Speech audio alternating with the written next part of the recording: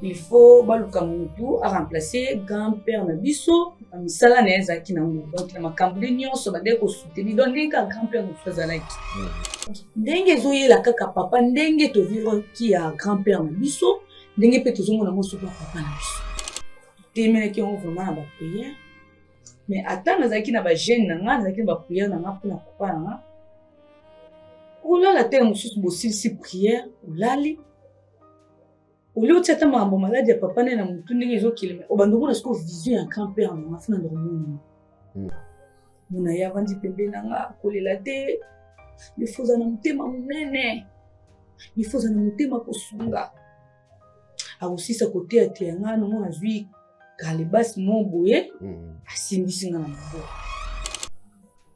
na bapongi na ngai so nalali lisusu vraiment namoni grand-père elongwe na kopesa nga bakalebasi wana ndopesa ngai elongwe na kopesa nga bakalebasi wana aye kozwa sous forme bamayaka na biso bamayaka na biso basi totiaka na baloketo na biso wana na pongi na ngai kopesa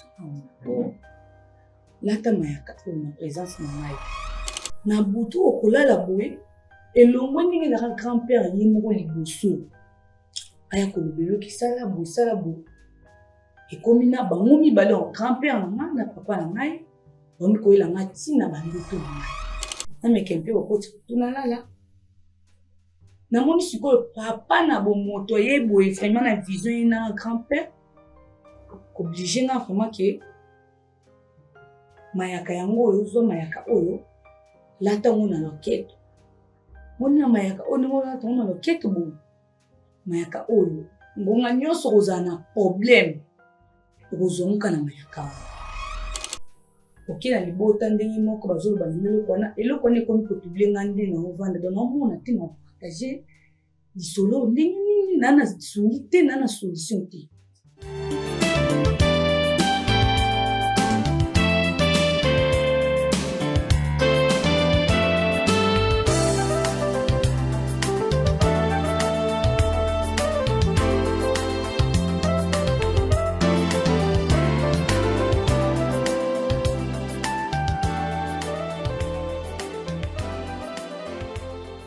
C'est un honneur de vous présenter ces grands magazines, mesdames et messieurs. Comme je vous ai toujours dit, nous sommes très heureux de vous présenter ce grand magazine Vérité et Réalité. Bosolo Lolenge Yakobika, certainement dans vos maisons, dans des métros, dans des boutiques, dans des bureaux, partout où vous avez l'habitude de nous suivre. Et surtout, clin d'œil spécial à toutes nos mamans où vous avez l'habitude, pendant qu'ils vont lamba, en même temps, bazolanda Vérité et Réalité. Comme je vous ai toujours dit, Vérité, ezali au rendez-vous nakatia. Magazine Oyo P Réalité ezali au rendez-vous. Alors on va faire face na Nyoso Oyo Mibale. Parlons de la fondation Ndeli au cœur de la nation ainsi que l'orphelinat famille du cœur Christ Rédempteur. À travers cette opération, vous êtes sensible au cri des détresses. Vous voulez soutenir les orphelins, le veuve, les démunis. Pensez à cette structure et certainement Dieu va tous nous bénir. Nous parlons plus en images et nous allons nous retrouver tout juste après. Tango nyonso molinganga nazalaki komona baninganga na baboti na bango nanga baparent baza te vinanga pasi. Est-ce que kokufela baboti eza lisumu? Kozanga baboti est-ce que eza lisumu? Voilà, na kopesa bino message. L'orphelinat Christ Rédempteur et ana posa lisunge na bino. Tala musala munene ezosala pona bana. Tala musala munene sala pona bana oyo mokile tiki ebwaki mais nzamba termina nzelo orphelinat oyo pona ko encadrer bana oyo yaya lisungi na yo to na ngoposa 1 euro no to na ngoposa pona mwana moko tango mwana moko alie nzambe ya bitike oya permettre ete na nzela no mwana alia akobosa na ote. Voilà message ya l'orphelinat Christ Rédempteur to na besoin lisungi na bino. Ba numéro ezana se kota contact na biso assistance na yo et aux alisungi pour na bana que le Dieu des orphelins a bénir diama mtu nyoso ja ta likanisa ko sala quelque chose peut sali yango zamba pambola bino.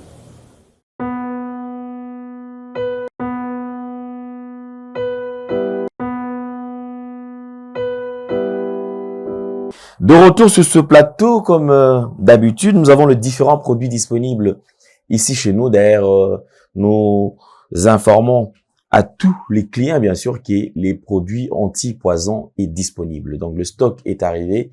Alors, faites un effort de vous procurer quand même, sinon, le stock est vraiment minime. D'ici là, ça pourra prendre fin. Alors, bandeko, tous avez vu que vous en avez besoin, aux oies, qui s'y a poison, vous en avez besoin, aux oies anti-poison.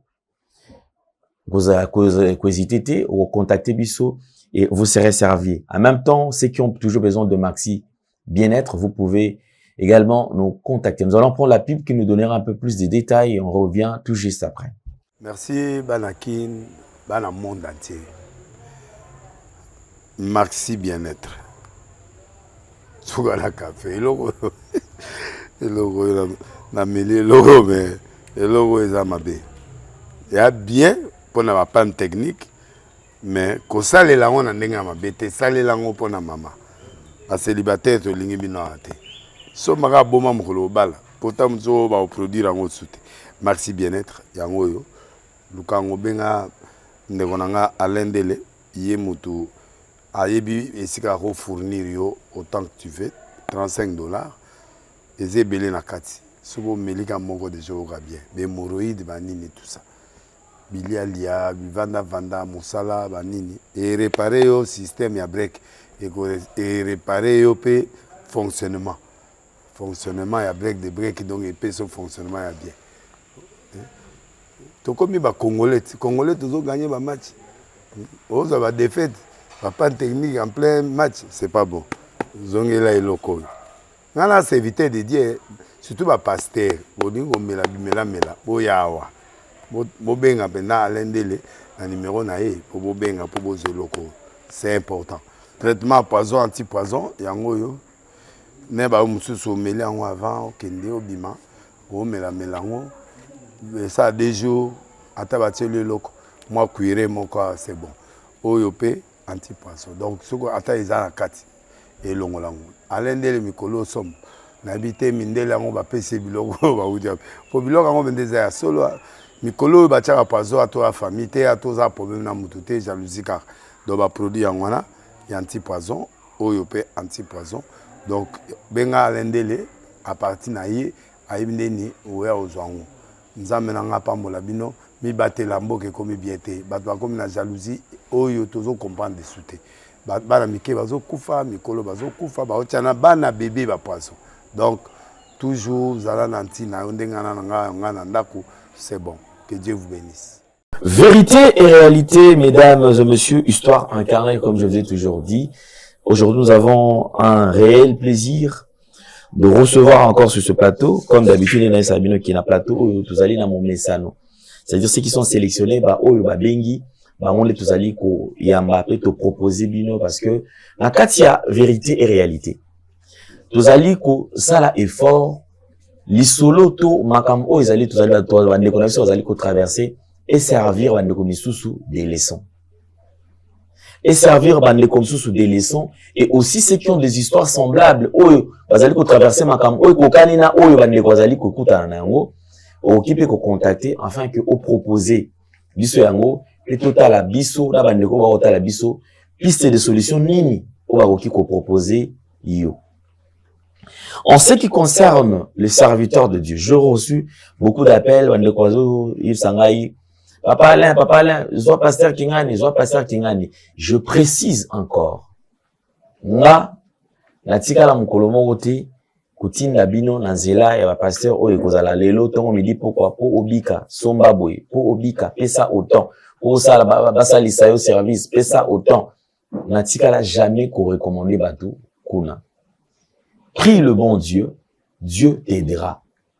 Et surtout en ce qui concerne le serviteur de Dieu, prenez les temps ya ko observer et prenez les temps ya ko sambela nzambe orienter bino nanzela ya prophète to pasteur nani okoki ko aider yo. Nous sommes en train de vivre des théâtres et des théâtres. Il y a des gens au bakena vers les serviteurs de Dieu, ils se sont appauvris. À quel point n'est pas serviteur de Dieu, au lieu akutana na solution, akutana les sous na ba problème. Mutaye pas vers serviteur de Dieu, akomi kuna bakate les montants $10,000, $8,000, 6 000. Maman, moi, ça, papa, depuis la bota, on a simba 8 000 té. La simba 6 000 té. Le prophète, il faut appeler ça 8 000. Maman, on a famille, na siki. Vous avez reçu gratuitement. Donnez aussi gratuitement. Faites très attention. Et c'est que vrai, j'aime bien la Bible parce que la Bible dit, rachetez les temps car le jour sont mauvais. Le loup ravisseur, va continuer à casser à terre, à bergerie. Faites très attention. D'ici qu'à vous outils à makolo, vous allez attention. Mais on peut quand même vous recommander certains serviteurs de Dieu, ok, ko aider yo, na likamboza na yango. Mais en tout cas, ce comme quand papa allait passer autant na babina salaboy, ya ebisanga. Nga mon oyo sa maman oyo ezala boyité. Un serviteur de Dieu authentique, ba yebakaye na lolengi ya kosala. Nano sameleli mutu te. Problème à mutu nano kuto proposer piste de solution te. Yuzo senga mbongo. Donc différence c'est ça wapi. Là ba centre, na mona kuto tana ba centre de façon mutaza à l'agonie, ba simba na no premier soin. Ba réanimer mutu azonga, si wanango ba bimisi facture na ordonnance.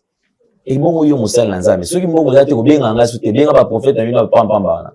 Quel langage. Merci beaucoup Zeka entre parenthèses. Dans un singolaire pour partager plateau, tout d'abord, on a un invité, un serviteur de Dieu, prophète Mike l'archange, qui est avec moi sur ce plateau. Prophète Mike, bonjour et bienvenue. Bonjour Papa Nelly. L'homme de situations difficiles, au banc à combat spiritualité. Nde wana pena domaine oyo tata pesi biso. Et voilà. Yango pena nde tozokumba mo décider. Et bitumba chaque jour, bitumba tongo midi pourquoi pour mater. Donc chevronné na kati ya combat spirituel. Je ne suis pas docteur non plus pasteur. Ngai nde yela ngai na terrain wana. Ya makabetali combat spirituel. OK. Nde wana domaine oyo tata pesi biso to sa musala. Merci beaucoup. Alors je ne suis pas seul comme là tu présenter bino prophète Mike l'archange. Lazane c'est mon père Ozalana, ndikonanga moi aussi.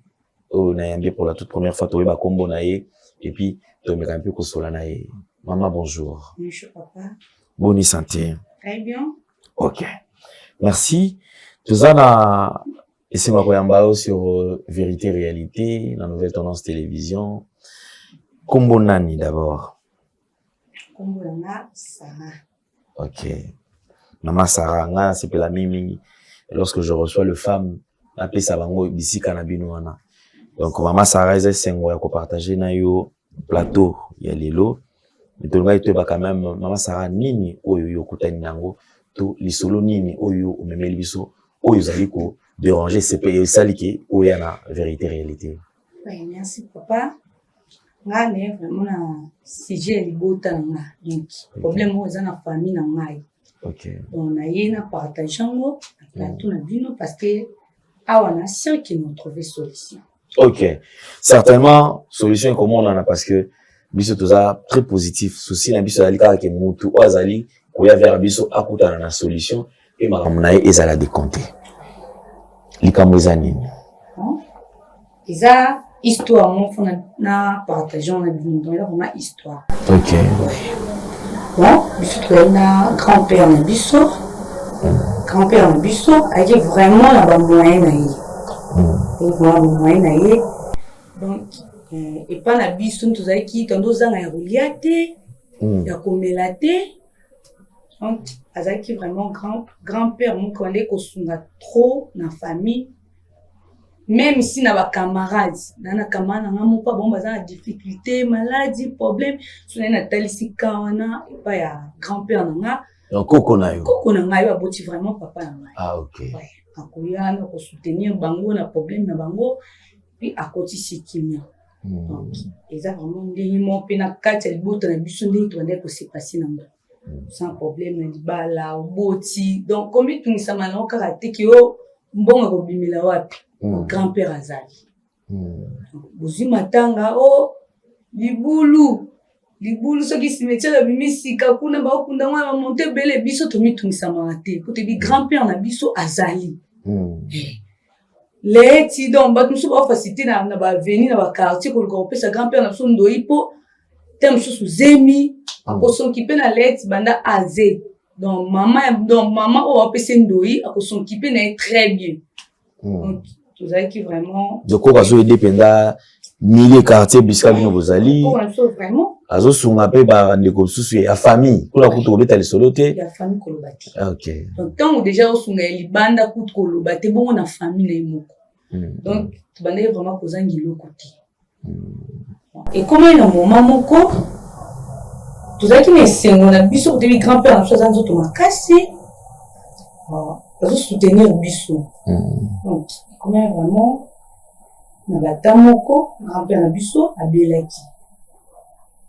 Bon, maladie ya grand-père ezanga kimbongo ti. Parce que biki ezanga kimbongo c'est le kuta ko tozaki na mbongo. Ezanga kimbongo te. Donc ba memio ba kenene sika boy vol ki ba memene sika boy kis hôpital donc ata traitement monte bande ko simba suna nzoto. Comment na tango to komaki ko kapasi to mo muto asunga biso nde ye wana. Donc même si na quartier to yamba na bala misusu ba parents bazate to boko la bona ndako musu na kuma le kwa orphelinat yamba mutu nyonso. Pour que grand-père azali. Mais na mbongo ya grand-père il fallait qu'il ndenge ande ko bela mbongo ne e bikisai. O nyonso ba osenga to na mbongo. Mais comment vraiment atamoko mbongo nyonso to pesa to traitement et simbi souté na grand-père na biso wana. Oui grand-père na biso ayaki kokufa. Kufa grand-père na biso to konzi. Donc tout ça est vraiment na passe. Parce que perdre mon tourner dans la famille. Bon selon la moyenne de perdre grand-père na biso na monde ti pas biso vraiment. To comme la difficulté de bébé. Ni la qui ni bu pandi matanga. Bu vandi réunion en famille. Vandi si réunion biso to da kana ko to ba membre si to koli photo ba ni les les kana famille. Za ki wana ti balobi il faut baluka mutu à remplacer grand-père na biso misala na ezaki na ngo donc la makambo nyonso ba de ko soutenir donc ka grand-père na fazalaki. Ouais il faut mutu mo pe azala kaka lokola ye abana pe kusala ba dona o grand-père na biso ba de kusala. Ouais comme qui na tamoko ba ekotia papa na biso papa aboti ngai. OK donc papa dans la communauté azoni c'est comme il conduit à famille ici. OK donc chef de famille déjà bon. Donc, papa a commencé il conduit la famille. Donc, vivre qu'il se souvient beaucoup plus que pour les cartons tout ça qui est pas grand-père na biso, les grand-père nous soit zalaki. Donc, on a coûté zalaki grand-père, si côté on vit parce que bonheur papa na biso. Là qui bien pour l'ingo bala na famille, difficulté papa biso zana ko louer lo sali, ko louer ba biloko zo mona ki yo ko kate. A ko sali la yo. Problème nyonso andeko za pour se voyager ba démarche pas comme ça pour ça là donc alaki vraiment na vocabulité donc avec lokola papa na ndinga zalaki OK bandi ko aider ni ka papa banda ko ça là donc et comme ali baby sundo ndeti nga vraiment na comme ko ke pindula mutu musu na kota mona nzela boye na mona rande ko mo boye oluke sika kolala eloko kolia souffrance natali pas biso ya koleza li comment na négliger muninga nzela boye et quand ça va papa me so memi camarade na ndako ebita bengani ko ganga mais oui surtout papa parents sont en charge comment est-ce que yo mutoto ebité yo zo meme so na kati ya famille mais papa biso azaki vraiment papa moko bien pour na ngai po mutu nyonso na yakane ayambaka ye ason kipara na mutu na lokola nga donc azora mutu wana lokola nga moko mwana na ye abuti ndenge bito vivre na papa makambu donc koko faire ya papa biso donc koko na biso koko fana ye tellement alingaki na trop akomaki suna lali na butu muzomona ye azomema ngai donc osanga ba donc o bande ko sala ngita ki koko na ye vraiment wana sikondi na butu na ndoto na ngala butu suna lali mais ya liboso na mona ki na nkaka ndoto ebandela manga babutu sona mona omona ye no mweto sona bandisi ba grand frère mususu bande comme so ba esanga yo ndenge ozalaki na ye bande obengo mwasi na efo ozalaka na ba pensée na ye na mutu Mais ba ponction wana ba bloc wana elekelaki nga trop vraiment. Elekaki trop. Pour vivre un peu sous na papa. Ndenge papa zalaki occupé biso. Mais papa pe komaki na tamoko. Papa ekobela. Donc kobela et papa moi qui on m'a clarté. Parce que comment tu allais qui n'a pépé au biso sur la biso. Na moment moko abeli te perdre. Moto a remplacé qui soit son biso sengo wana et puis soit bandi malade. Donc pour nga vraiment ate sengo ata mbungu ata kolia ndé kozana wana sengo ya. Je n'en vois pas sur pananga et zalaka pamba qui sont papa zate.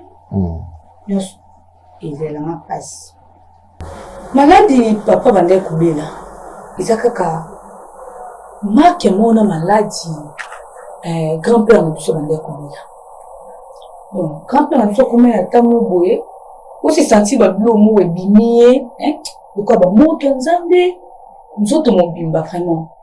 OK.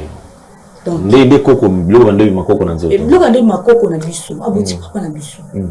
Donc place wana akoko kwanza te ekosa mukusa akoko kwanza te donc soka kwanzi mai wana ezwesika mususu donc ebotisi lisufa mais donc grand-père na biso déjà ça kufi kobela ya papa na biso ya bandi maladie kaka même maladie ou le grand-père na biso bande kobela donc kaka façon grand-père na biso komaki de façon papa na biso komaki papa komi ba mbuma na nzoto. Papa komi babiloko non. Papa lolemo e komi kilo. Papa do ba makambo moko ya bien te donc on nyos le cas qui pas grand-père ton blonde que non grand-père na ça comme mukolo babiloko no so sala po ki mukolo mais papa na biso aza papa boti biso mazaki j'aime papa vraiment. J'aime papa au biso mon bana to misana ko benge vie tondo mo benge papa ti. Tondo benge vie tondo muni no kwa yaya na biso. OK. Mais comment maladie o ezaki na nzoto ya mobange mo boy kokoma na nzoto tata na biso ndenge ni teke papa biso na nzoto makasi. Donc attends on a vraiment conscience ya bon moto et yenga vraiment. Le cola grand-père na biso ko fait na maladie yo. Ça veut dire papa ata to bundani na ba façon c'est que papa pas ko fakana maladie. Donc ata na famille tozo lia tozo mena mais tozaki na sengoti. Donc c'est longoli sengo na kati ya famille. Longoli sengo. Oh, surtout bi ko sambela, to sambela. Tozo tia ba France na biso ona mamba papa. Mais maladie si la tena nzoto. C'est comme le mot besoin de cadeau pour nanga na ndumu nozo kwa cacher pour ceux qui mutu batiele prière na mambo maladie nzambi aza capable ya kobikisa mais comment papa zobikati donc na grand-père eboyaki na papa pe boyaki donc papa na minute azo donc papa chanza le mona teinture na ye ya boye donc akomi le longi mo boye loko ya yete roi fantôme mo boye.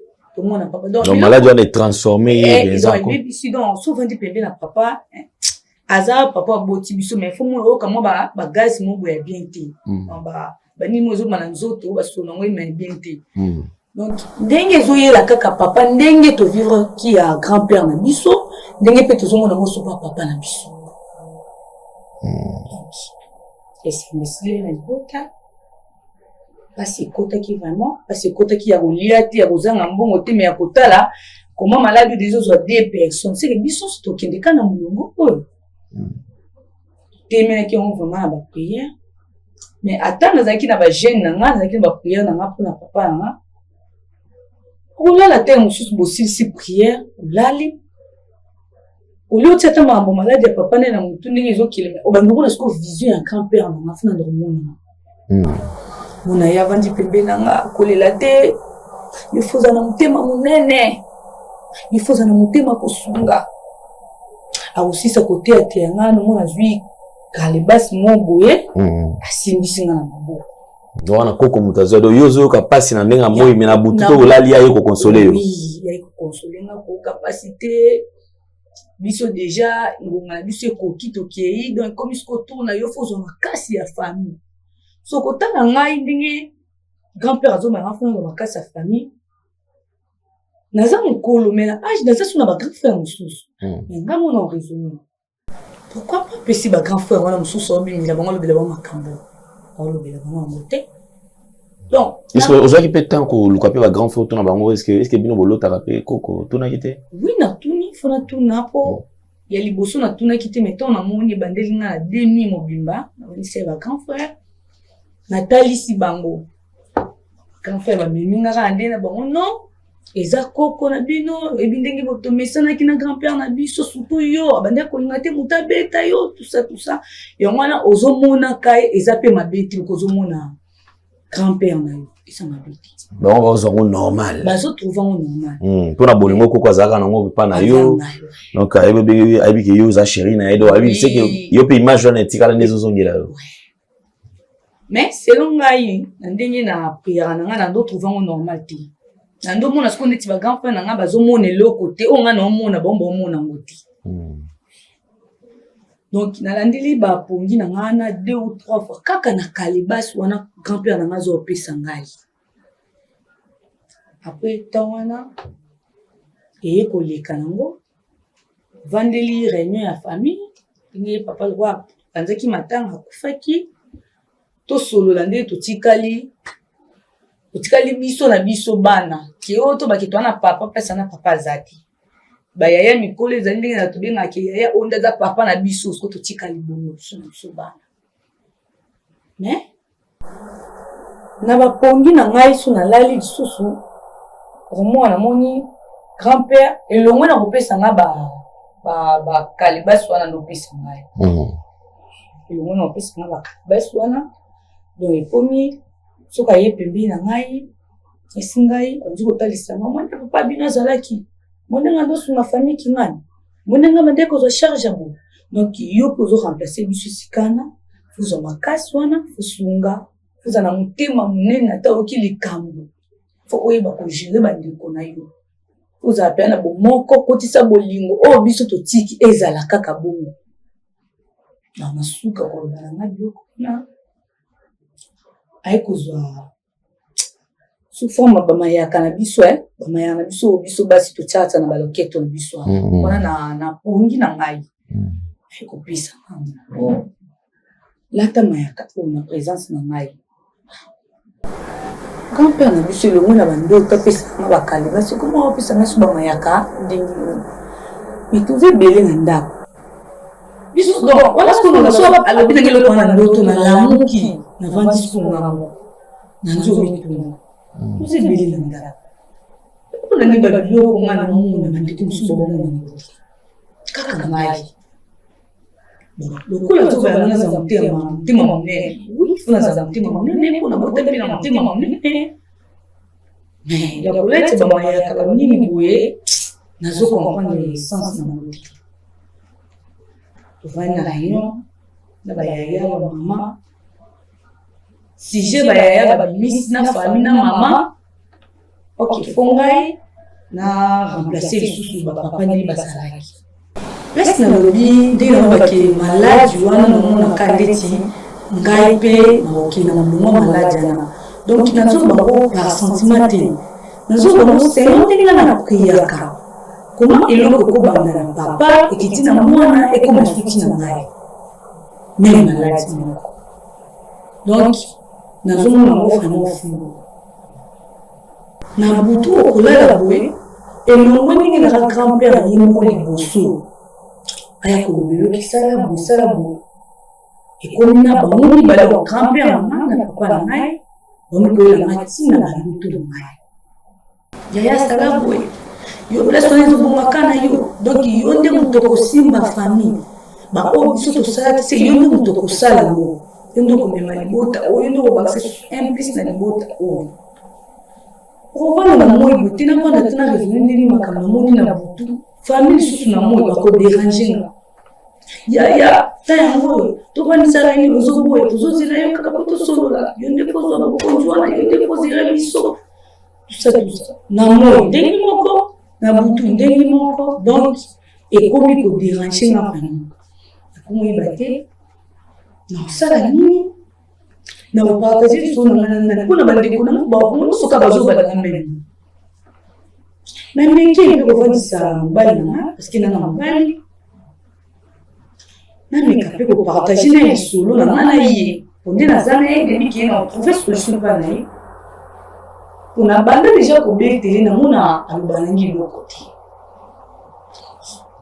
na vandisi na solo na ye donc ayoka ki ata kutena sisa koloba kasi namba ya moko owaleza mambo famille bino ngana kokota ndenge nini wana komi bondoki za su normal te comment bato déjà bakufa bobanda kobimilaka yo kosolaka na bango babishaka eloko wana komi bondoki ngai eloko wana epa na nga nalingi yango te mambo famille bino etali yo moko luka ndenge ya kosilisa mambo famille bino donc natikali naza susu na muntu te wakoloba nanga ke boye eloko wana motu nyonso na oke pose ka na ngai epa na ye azoloba na nga kalika moko donc nomoni eloko ya kosala te mama na moi koto bavandisa ngai yaya déjà tosololaki makambo nyonso ezosenga yo nde ozala esikana tala ndenge ozalaka motema monene tala ndenge oloko oza mwasi nde abombaka mwasi nde asalaka boye kokina bayaya bazoba eloko moko kina mama ndenge moko donc nabango mona mo lokola eza so normal te on est esprit moko ya mabe donc bato nyonso bazaka contre nga bazotinda nga na eloko moko nga mona ozomona mabe mpona nga na omona ondeti esprit moko ya mabe soki komo circule na bandeko na nga mpo baondimela oyo nga naoloba te bazaka na posanga na ndima kaka baordre na bango na butu nango wana nasololi na libota na moi naesi bango na otala nango na mosima nameke mpe bakoti tunalala namoni sikoyo papa na bomoto ye boye vraiment na vision ye na grand-père oblige nga vraiment ke mayaka yango oyo ozo mayaka oyo lata ngo na loketo mona mayaka oyo lata ngo na loketo boye mayaka oyo ngonga nyonso kozala na problème okozonga na mayaka wana oyo ezosenga mbongo moko eleki ezosenga problème ona libo okozongoka na mayaka wana natali mbongo bazwaka ngo quelque part ozoteka ozozomona eloko mo bozi mosambo koma mayaka oyo nga nazotia na loketo na ngai mpe bato bakopesa nga mbongo ndenge nini donc oke na libota ndenge moko bazoloba na nga eloko wana ekomi kotublie nga nde na ovanda donc naomona te na partage lisolo ndenge nini na na sungi te na na solution te na ndenge ngai napuyelaka en tout cas papa nakoki kolata mayaka wana te donc motema na nga moko ezoboya vraimen mpona mayaka wana nalata donc naza lisusu na eloko koloba te naza lisusu na eloko kosala te yango napusanaki awa na plateau bamekania kopesa ngai de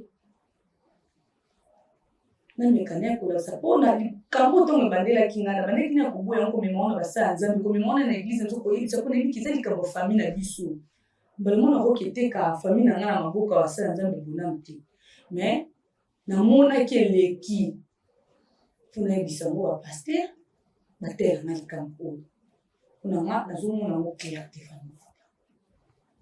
Donc, on a ndoto bazo continuer kaka ko harceler yo, ko déranger yo, ko tia oppression pour que ondima. Côté famille pe bazali kaka ko tia yo kaka pression kende beaucoup ta na réunion ami balé pour ba remettre yo oyo ezali makambo na bango. Donc si je comprends bien Jordan Gédéon abanzi kiza semblable na ba code apparemment. Donc si je comprends bien on dirait ils ont code ya famille baza na besoin ko ba pesa yo ki chef wana ba lola tsaka ki chef eza non kala po bala sa ki yo ne muto dominer sur famille obanda ko kamba mais en soi il ko balinga pesa yo aussi mais la pour même la bango charge ils ont des codes ya ba pesa yo. Merci beaucoup maman n'a pas dit que ezali likambo o esengeli ezala na solution na yango. Dernièrement, je crois que nous avons reçu beaucoup d'appels et puis un message avant de Koebele. On a conseillé toujours présence parce que ceux qui tous en attendent, qui qu'on invité. Mais nous avons cette difficulté.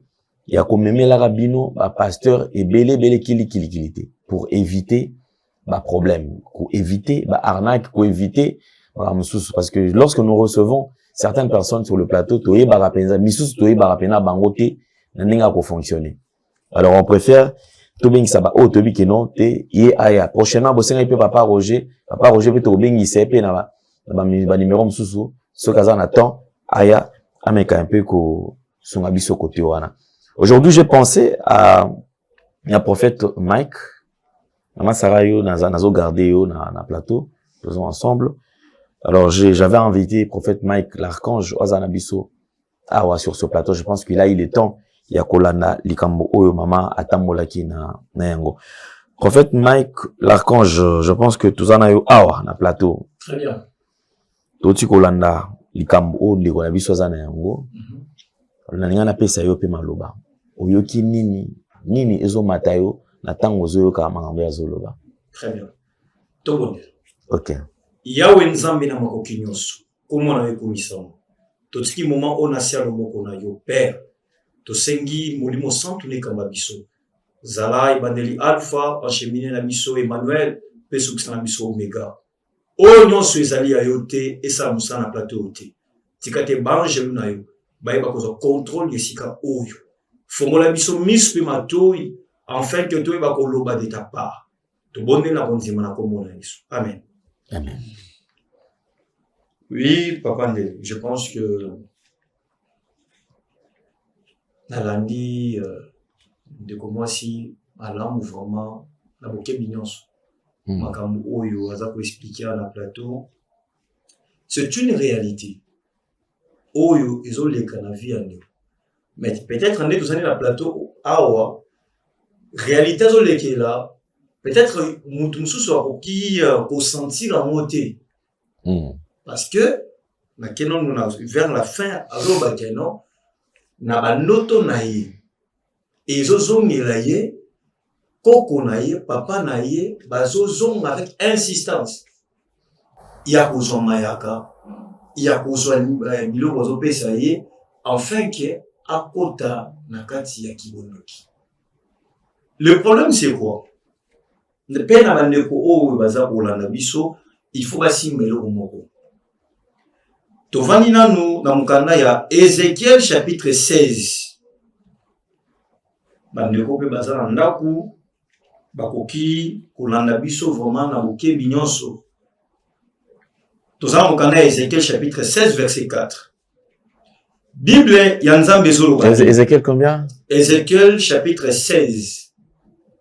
Ézéchiel chapitre 16. Est-ce que Jordan peut nous aider?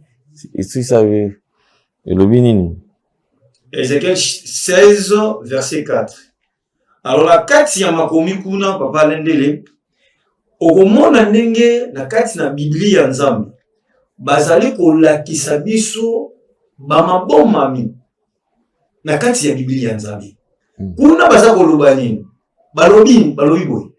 À ta naissance, au jour où tu naquis, ton nombril n'a pas été coupé. Tu n'as pas été lavé dans l'eau pour être purifié. Tu n'as pas été frotté avec du sel. Tu n'as pas été enveloppé dans le linge. Parole du Seigneur. Donc, awa bazolo belabiso e bandeli bisika moto abotami. Bisika makambe vandeli. Donc, na libota oyo ya ndeko na biso ya mwasi eloko nini ezoleka.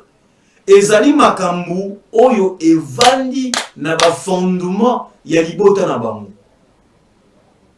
C'est là où place makambu evandeli. Na hotel ya libota na bango. Wuta kobota mana bango.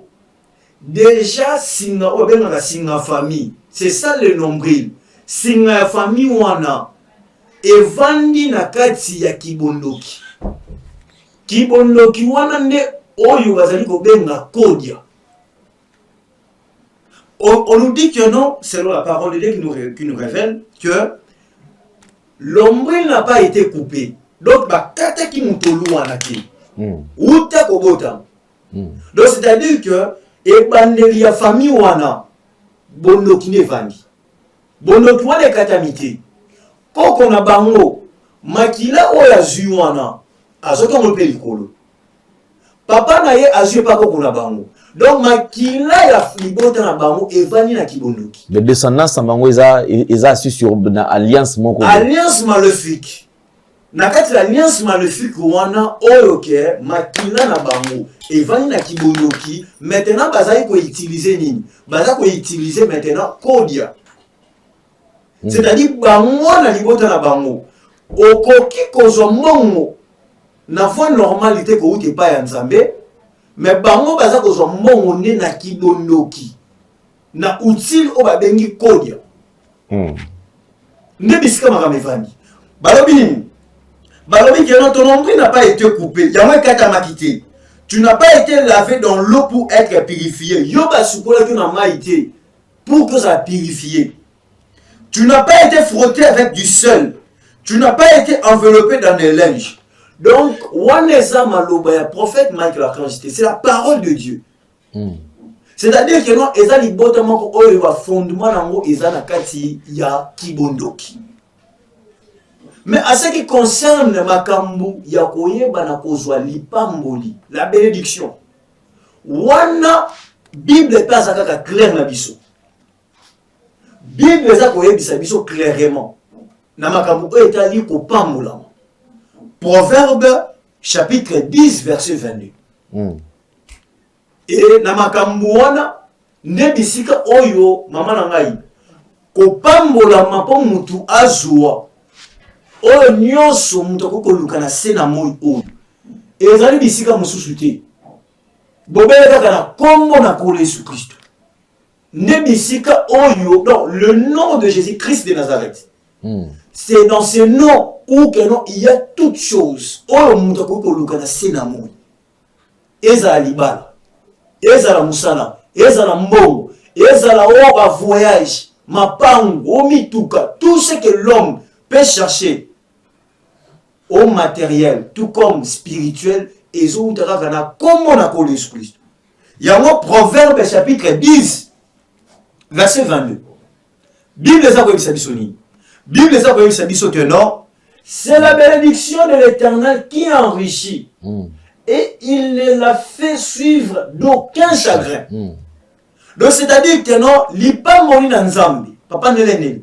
Soki nzambe pa moli mutu, e koki kolanda ye na kokosote, na mabe moko te. Satana soki apesi moto na loboko na ye ya gauche, loboko ya droite atomboli yango. Potango yo oweleli biloko oyo ezali na loboko na gauche, ya droite atomboli yango pour frapper. C'est pour cela que vous avez constaté. Tant que na bango, ayebi na ko régner na kodia wana. Pour finish, bayebi na ko boakela ye maintenant maladie ou ebimika kana hotel ya libota na bango. Et la ni grand-père na bango. Yango netie mutu na si. Vous avez suivi son histoire. Et il dit ceci. Tant que na bango kufi, ba sali réunion. Pona ko pona nana ko succéder. Question du sang. Pourquoi Koufi, mais qui bon l'autre Koufité? L'hôtel, c'est lui qui va décider maintenant qui sera le successeur. Réunion Basala Kawana et Zakanamuka Plaja. Mais c'est l'hôtel qui décide. L'hôtel va décider maintenant la personne ou est porteur de l'étoile. Ou non, depuis Kobota Manaye, Yawenzam, Achaki étoile naïe. Ya mbongo ya mosali na nzambe ataki étoile ya malamu et pas ya ndeko. Mais qu'est-ce qui va se passer? Il y a quelque chose maintenant qui va se passer. Qu'est-ce qui va se passer? Hôtel akoluka maintenant lokola makila na bango ezali makila o evani na kibondoki. Il faut l'hôtel e basana esani eyeba na ko supprimer eyeba na ko longola o ya malamu nzama tana kati naye. Donc ce qui otali bien et ça va papa lekinaï et ça va tata moi sinaï. Pourquoi l'hôtel a décidé qu'il a pour na papa na bango?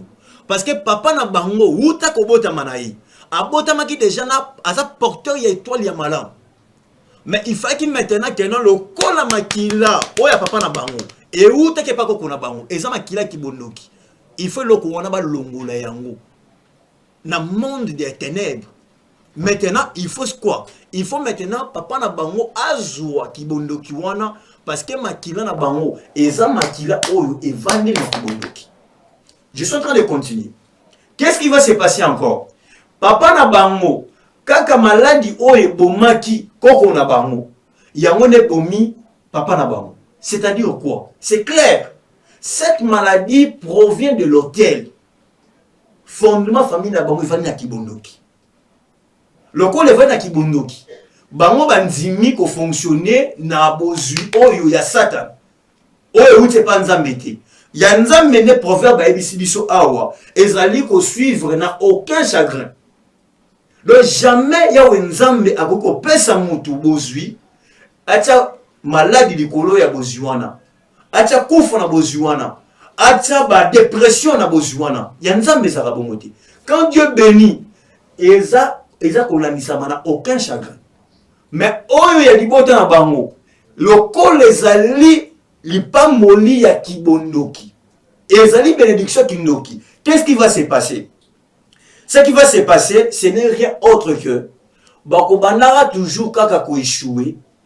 Bako banara toujours kaka ko kufa. Bako banara toujours ko zwa ba problème.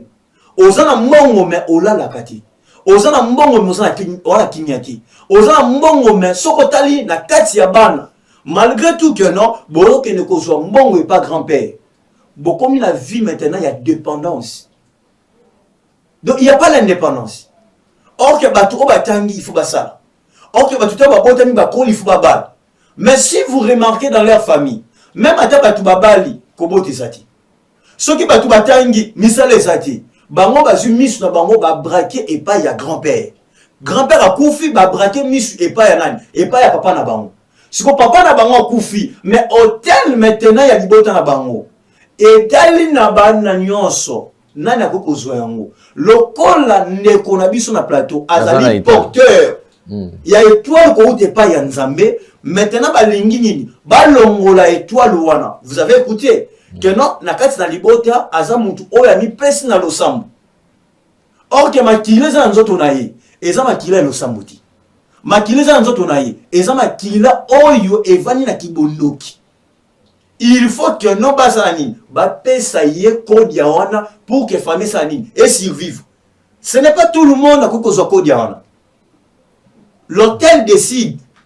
Réunion les plaja. Il y a un moment qui est tina bandoto na ye. Son grand-père a revenir vers lui. Son père, son défunt père a revenir vers lui. C'est-à-dire que non, hôtel est décidé que non, la prochaine personne au code ya wana ezaïe. C'est comme ça. C'est comme ça le monde des ténèbres fonctionne. Ce qui va dire, personne va ne connaître et va fonctionner. Parce que hôtel à libota na bango ki bondoki et découvrir rien de bon na kati ya bande kunaye. Il faut fonctionner na mutu oza porteur étoile. Si tu n'as oza porteur étoile ya nzambe te, okoki kozwa yango te parce qu'il faut pas longola yo ya malamu ba pesa yo ya mabi. Mais écoutez maintenant maman Nangaï. Proverbe chapitre 8 verset 18. Bible lobini. Bible bisibisobo. Avec moi sont la richesse et la gloire, le bien durable et la justice. Avec moi sont la richesse et la gloire, le bien durable et la justice. Ici la personne qui parle c'est lui-même Dieu. Il n'y a pas seulement richesse, gloire yanzam. Il n'y a pas seulement la gloire, bolam, le bien durable, paix, justice yanzam. Donc c'est-à-dire mutu oyami pesi, dont le Seigneur Jésus-Christ de Nazareth, azali kozwa richesse, azali kozwa gloire, azali kozwa justice yanzambe, paix azali ko ba bien na ye. Et ko wumbe la seko na seko. Yango komona ke non. moto ola mi pesa ki na nzambe soka saleli nzambe nzamba pambolier nzamba pesier bozui oyo même atesa mokilité ba génération et comme ko utiliser yango sans aucun chagrin. Alors ndeko problème mazana ngo awa est tellement très délicat papa. Donc azali sous menace diabolique. Est-ce que au cas où Simbi yangote? Oui. Il aura ma bébé koki kokomela e? Na menace wazanango. Première des choses, il faut d'abord netolo ndenge Ezekiel la sa ko yebisa biso awa. To détacher na alliance. To détacher ko kataye, ko bimisa ye. Parce que musopo ya famille na ye evana na kibondoki. Bango nyonso ne bazobota mawana, babota makila ya kibondoki ya kodia. Okoki ko zuwa mbongo te sans que oleka na kibondoki wana. Il faut mutu moko ayeba ko simbeloko wana. Donc menace wana tellement une menace spirituelle. La première des choses, ne que faut que délivrance ya ko yeba ko séparer yena makila ya dibotana. C'est-à-dire que musala oyo ezali ko ganga na makila dibotana yi. Il faut que délivrance en Zambie asani. Il faut bima. Ici, je me refais comprendre même dans le croisade Rolanda Bissou. Ce n'est pas que non tu donnes des offrandes. Ce n'est pas que non tu sers Dieu que et le koane ko kolanda oti. C'est kolanda yo. Parce que ndenge ndekwaza awa abota bina papa na maman. Makila ya papa na ye ezo ganga na nzoto na ye. Tu peux servir Dieu, mais makila ya papa na ezo ganga na nzoto na ye. C'est comme Jésus-Christ. Le matin, il s'approche vers Pierre. Il dit à Pierre ceci. Pierre, Pierre, toute la nuit, Satan t'a réclamé. Tout calculé. Pourquoi Jésus-Christ a sila nakina satanate na butuana na saisi à Pierre? Et Jésus-Christ a dit à Pierre que toute la nuit, Satan t'a réclamé. C'est-à-dire quoi? C'est-à-dire que Jésus-Christ a dit à Pierre. Aye bana côté le aluka délivrance par rapport à makile zotamona na nzoto nayi. Pourquoi? Parce que Pierre a outi na généalogie ya nani? Ya Jonas. Makila ya Jonas eza makila ya désobéissance. Yawe nzambe atindi akene na Ninive yake na Tarsis. Et c'est comme ça que vous avez vu que plus loin Pierre n'avait pas compris. Jésus-Christ lui a fait pêcheur des hommes, alors lié à être pêcheur de poissons. Mais plus loin, le corps a maquillé, il y a Pierre. Et ça maquillé, outil et pas qu'on connaît Jonas. Pierre, il a fini de faire quoi? Il s'est retourné. Il y a Kolo Bambisi. Dans la carte, ça vient à montre. Pierre, c'était parmi les apôtres, parmi les disciples de Jésus-Christ. Dans la vie à Moutou, la meilleure des choses, il faut qu'on ait la délivrance par rapport à Makila Oyo au meni Nanzoto Nayo. Makila wana ekoki ko memayo osala makambo oyo moko conscience nayo ezoti osala moti. Makila mutu eme mamutu na impudicité pendant yo moko boye impudicité. Makila mutu ememi mutu akene ko consulter ba féticheur. Et plus loin, si on remonte vers l'histoire, au moment où mutu oyo akene consulter ba féticheur sans que même que non bala kisena ba féticheur. Comment tu misati? C'est-à-dire que non so otali ba boti na yobe ba grand-parents na ye bazaki bato a consulter ba féticheur. C'est comme vous ma sœur. Grand-père à vivre na Kodia. Papa n'a vivre na Kodia. Et vous maintenant, c'est l'hôtel qui a décidé de vous choisir aux à la maintenant successeur. Yanini, il y a Kodia wana. Et ce qui maintenant, aujourd'hui, qu'on dit makaka, parce que la vie, au moins les batu mingi, bazali ko sakana na makametali ba noto. Noto ba sakana na monté. C'est toute une vie. Il y a quelqu'un qui m'a appelé, il m'a dit prophète, Boutou et le lot, mon frère, Ozawa, on a un daku, Nabi Kakasikoy, allez, Zoui l'olive, na comment on a collé ce Christo, na baby si mouyanyon sur esprit de mort, na kati ya neko o, koufe okotake, allez, bima comme on a eu. Na noto makamu mutasa ko lota ne makamu ezo ko sale melaye physiquement.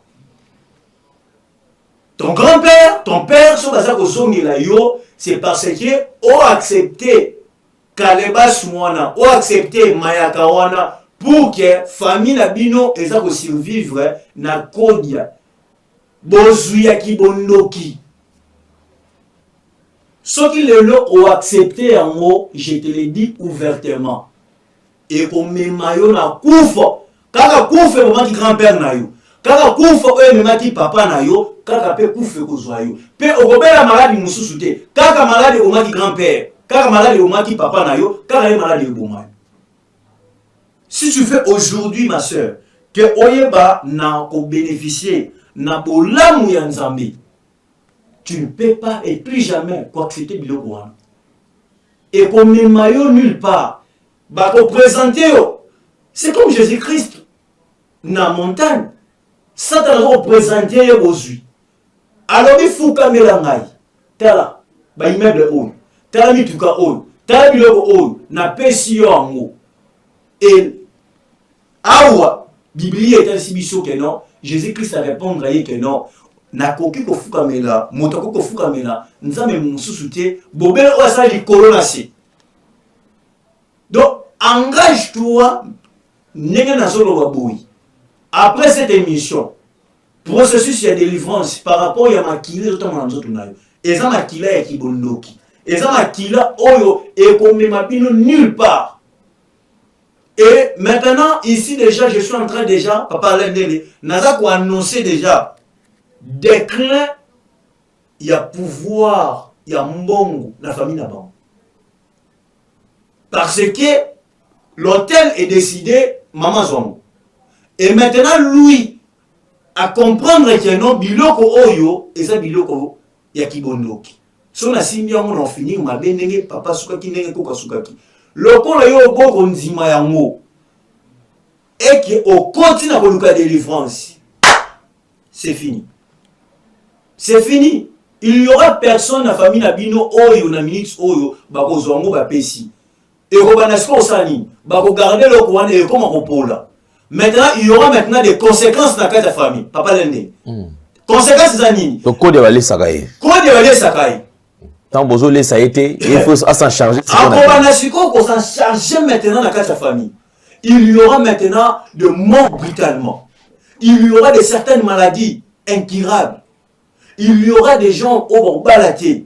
Donc, quand on a maintenant, et ekotomuka. Tant ekotomuka. Et qu'on y a maintenant, na vie, il y a ba koko, il y a ban, il y a ba tata, moi, c'est mon malaki. Et ben, non, ça moussala.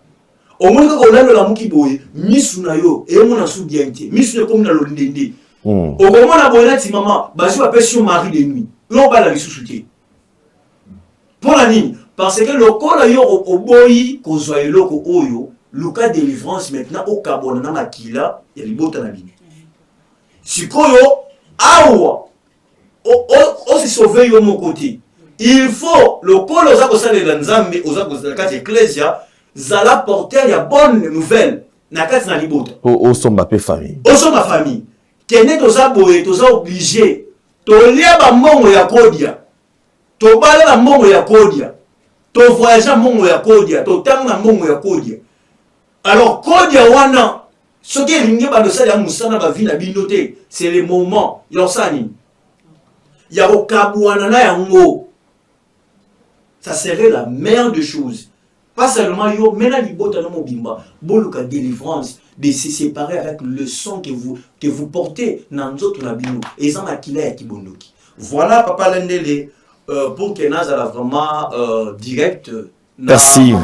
Merci beaucoup, prophète Archange. Je pense que vous avez bien expliqué les choses et surtout, le processus, ils allaient entamer. On a dit dans la suivi. Très bien. Yaka o Ezali, Malam Mingi Koleka. Je pense que nous vous remercions et pour tous ceux qui auront besoin d'entrer en contact avec vous, à coordonner Ezali affiché. Je pense que nous allons chiter, parce que comme dans l'Obaki, le plateau n'est pas un lieu, il y a délivrance, c'est un plateau, il y a télévision, la continuité, les suivis, c'est en dehors du plateau. Merci beaucoup bande konyo surtout un dernier message ya koloba ezali. Oui, le tout dernier message, nous avons encouragé Ndekonanga, ou en face d'Angaï, que seul le refuge au biso, tokoki, kokimela, ezaraka, obele na kombo na kolo Christ. Nebisika, o mutaza ko vie sauve. Vous voyez? C'est-à-dire que non, peu importe, situation o mutu, pas seulement makamu ya kodia, peu importe, na bande ko basa ko na biso, peu importe situation o ezako tourmenter yo. Seul endroit, refuge na yo, ezali kaka kosala nini? Oyeba na kotia miso na yo vers l'Éternel qui a fait le ciel et la terre. Amen. Donc voilà, bisika oyo ngai na koki ko chité. Merci beaucoup, merci beaucoup Maman Sarah. Je pense que c'est par ici que nous mettons un point final. Nous allons nous retrouver très très prochainement. Suggestions, vous avez une préoccupation à travers les numéros qui sont affichés, contactez-nous, soit entrez en contact direct avec nous. Un grand merci Nabino Yosoto. Vous traversez un moment très difficile, n'hésitez surtout pas. Confiez-vous à Dieu. Très bien. Surtout à serviteur de Dieu, Oyo Solo, vous avez également un problème semblable, un problème Oyo, qui peut vous contacter Bisso sans problème. Un grand merci à toute la grande équipe. Avant de saluer Gédéon, bon retour à Brenda, Diba qui est avec nous. Je pense que le voyage a été. Un grand merci à Jordan Panzukio Forêt Moulin. Merci à Gédéon. Merci à Corneille. Merci à Paul. Nous allons nous retrouver très très prochainement. Vérité et réalité. Au revoir. Au revoir.